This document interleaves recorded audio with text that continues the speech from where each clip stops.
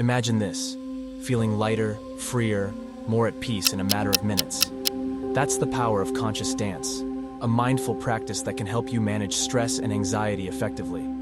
You don't need to be a professional dancer or even know how to dance. Your movement is your unique expression, and that's the beauty of it. So, how do we start? It's simple. Find a quiet, comfortable space where you won't be interrupted. Wear comfortable clothes that allow you to move freely. Start by closing your eyes.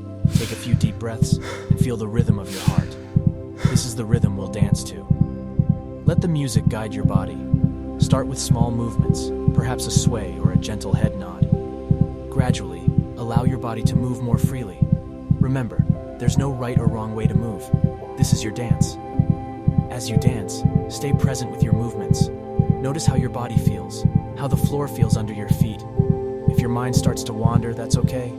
Just bring your attention back to your body and the rhythm of your heart. Continue dancing for at least 10 minutes, or as long as you feel comfortable. When you're ready, slow your movements and finally come to a standstill. Notice how your body feels. Notice your breath.